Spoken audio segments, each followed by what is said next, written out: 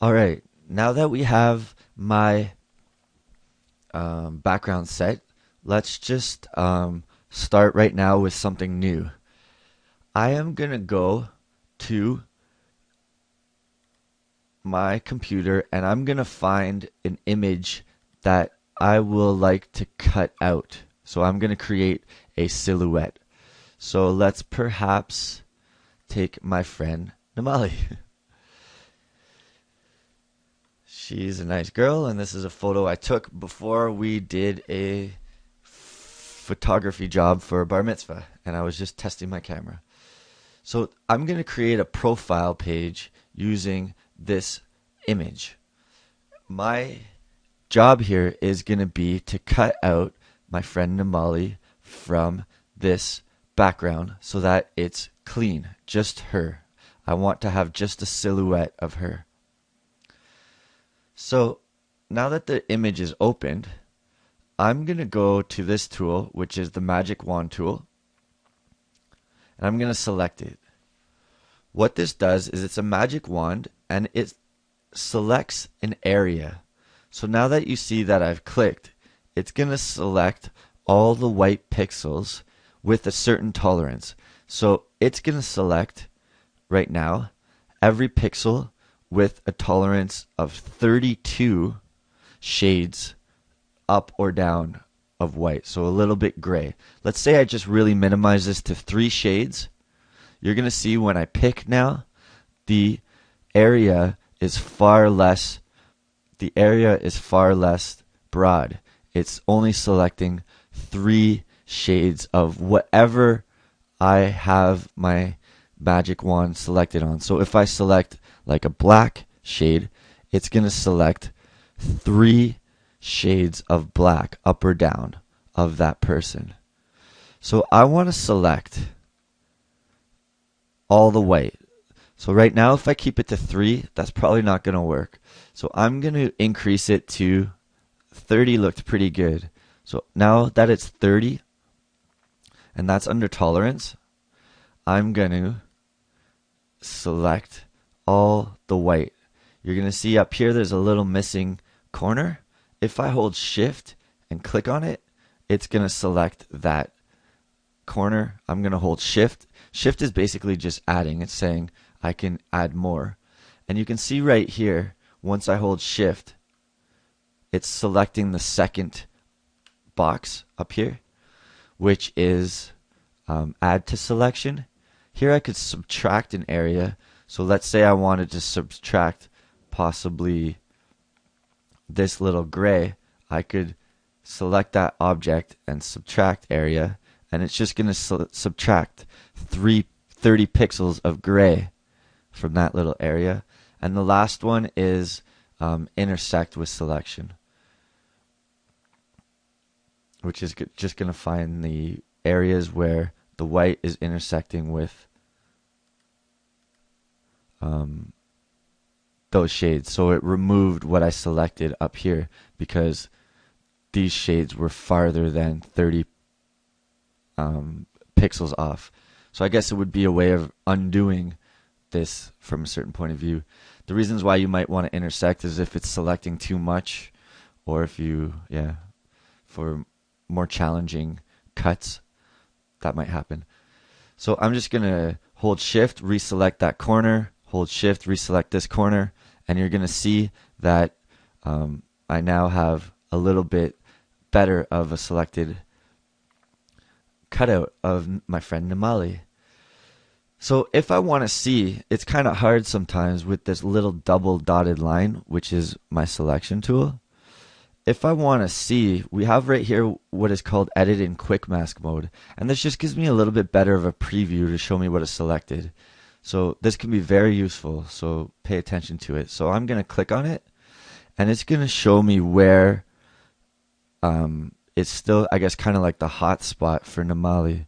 So in this case, I'm going to zoom in, and you're going to see that this area is not close enough to her head. So there's a couple ways that I can refine that. So I'm going to refine it manually first, and I'll show you guys how. I'm going to select my pencil tool here, right here, my pencil tool. And once it's selected, it's going to show me my the brush size. So right here I can change the amount of size that my brush is. So now you can see it's 64 pixels round compared to if I increase it, now it's 140 pixels round. So right here, whatever color is the top is the color that my pencil is going to draw on. Since we're in quick mask mode, black basically means remove and white means add. Right here, if I hit this little arrow, I can change between white and black. Example, if it's black, it's going to add quick mask mode. So when I go back, you're going to see that this has been removed. So if I was to cut from Namali, you're going to see that that area still remains, but all the other white is removed. And you would just go edit, cut, or quick key Control X, like I just did, cut. It's going to cut. So basically what the quick mask is doing is it's offering me an area to select so that I can remove it, so I can cut it out. So I'm just going to go back into quick mask mode, and white does the opposite. It kind of allows you to fill in shapes. So these chairs, I'm not going to want to have them. I want to cut them out of this image so that Namali is just perfectly cut out, not like a perfect silhouette. I don't want any backgrounds. So for the hair, I can go up real close. So in this case, you can see I can get really close, but I'm still kind of removing some of her hair. So I'm going to go Control Alt Z, and I'm just going to keep that for now, and I'll show you guys why. So I cut the chairs out right here. I'm going to want to cut this area out. My selection tool just wasn't able to select it because it was too gray. It didn't fit my tolerance. Right here, I'm going to minimize the size of my pencil, and I did that by doing squiggly bracket. The squiggly brackets are, I'll just show you. Squiggly brackets are, let's see what happens when I go, how do you write squiggly? Squiggly brackets. I think that's the right word. These are squiggly brackets. I can't believe that came up. So if I use those squiggly brackets, it's going to increase and decrease the radius of my pencil tool. That's a really good quick key for sure. I use it all the time. So I can just remove this area. If I wanted to be perfect, I could shrink or grow my squiggly brackets. That's so awesome. So I cut that out. Now if I go back to if I get out of quick mask mode, you're going to see that my mask is even more refined. So if I go edit cut, it's going to cut this graphic, but it's going to keep a white background, which is not ideal. And this is only happening because my layer is locked. If you want to unlock a layer, just double click on it. It's going to say, do I want to treat this as a new layer? Okay. You can see my lock is gone. So now when I cut, it's transparent. It's not white anymore. So that's very handy. Make sure that your layer is unlocked. You just have to double click. Sometimes you have to alt click on it if it's a gift, or if sometimes you're going to have to alt click to unlock layers. Okay, so I just cut out Namali, but the hair is not really good. And I'll show you guys a trick of targeting the hair. So I'm going to go back to my magic wand tool, and I'm going to select everything. It's going to select what I just cut, which is really nice. But now I want to go to select inverse, because now I want to target not the outside of the selection, the inside. So if I go select inverse, now it's selected Namali. So if I was to cut, it would cut her out. But I don't want to do that. I want to do what is called right here refining edges, which is really important. So if I go refining edges, it's going to bring up a window panel that gives me a lot more options to play with this mask. And this is a big feature in Photoshop, and it's really important. Like, people cut stuff out a lot for compositing and for creating nice images, nice graphics, all sorts of reasons. So let's look at the refining edge panel. First off, I could zoom in. Right here, I have different views. So I could view my quick mask mode, which we are familiar with. So if we ever see this reddish tint, that's quick mask mode. I could just view my default. I could view it on black, which might be really helpful in this case. I could view it on white. I can view just the outline. Sometimes this comes in handy with crazy graphics.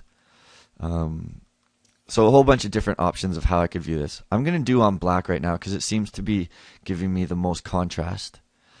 So now I can refine the edges a little bit and play with these settings. These settings offer, right now I'm smoothing the mask, so you can see it just kind of, instead of being really pixelated here, it just smooths it. I could feather, which is really cool. Feather creates like a, I want to say like a surrounding transparency, so it blends in with the background. Things are feathered a lot in movies. Like in The Matrix, every single shot with Neo was feathered. If it wasn't feathered, it would look too fake. You would clearly see that he was placed on top of the backgrounds. Now that I added a feather, he kind of blends into the background. We naturally kind of capture light from the background in terms of 3D space or in terms of shading or lighting. So feather's a really big one, really important. You never want to feather too much, but a decent feather. Right here, contrast. It's just going to do the opposite of feather. So it's going to like make my line super tight. And here's shift edge. So I can shift the edge inward. I can shift the edge outward. So in this case, let's go inward. I probably want a feather.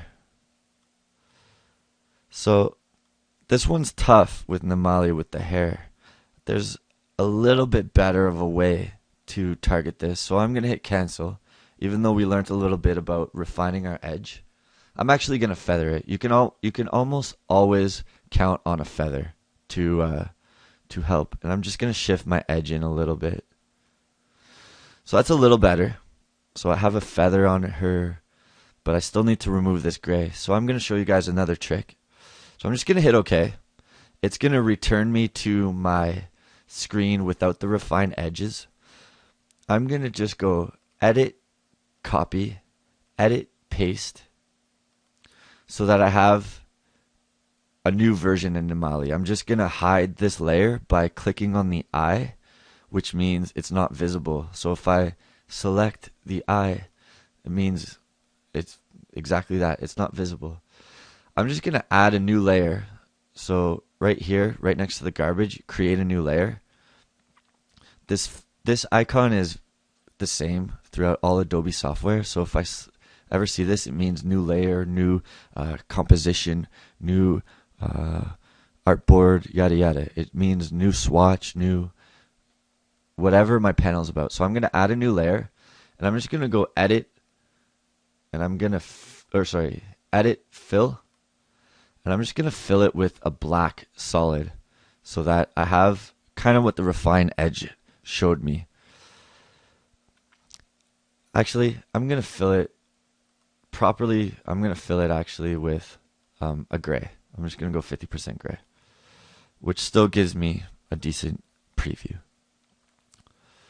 So if I zoom in now to my friend, sorry Namali, I hope you never see this.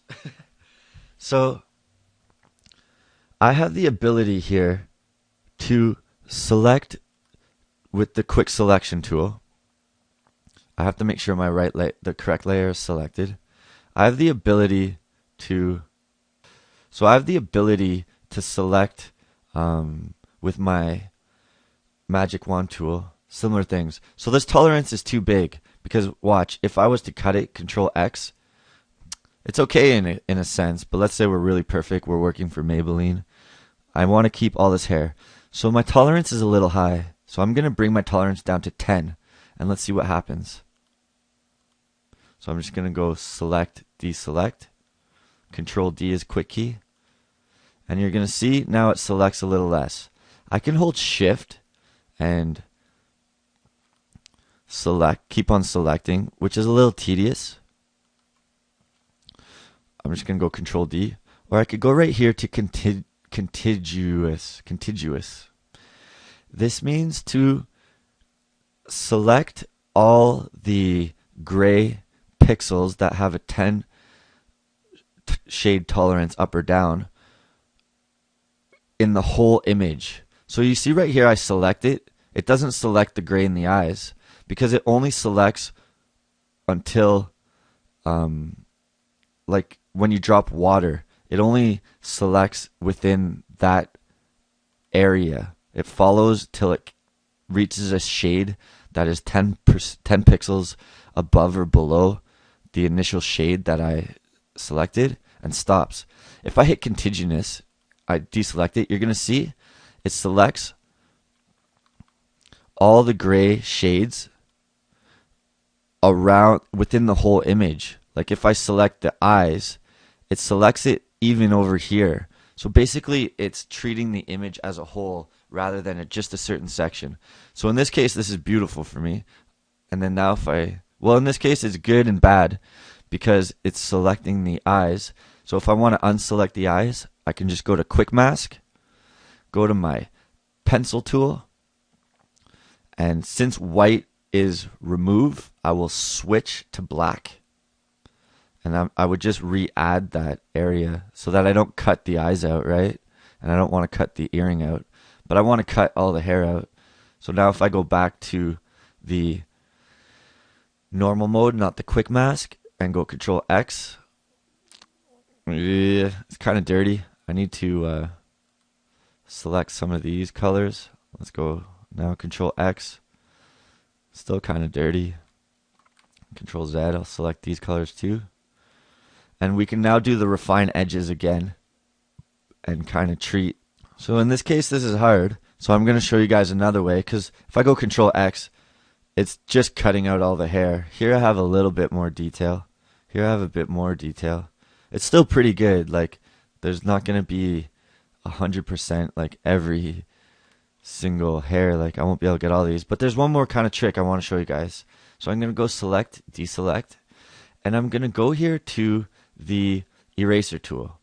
So I have the eraser tool, which I can just erase parts of Namali, pretty self-explanatory. And I can do here, erase background. So background eraser. And what it does is it just selects the color that I have.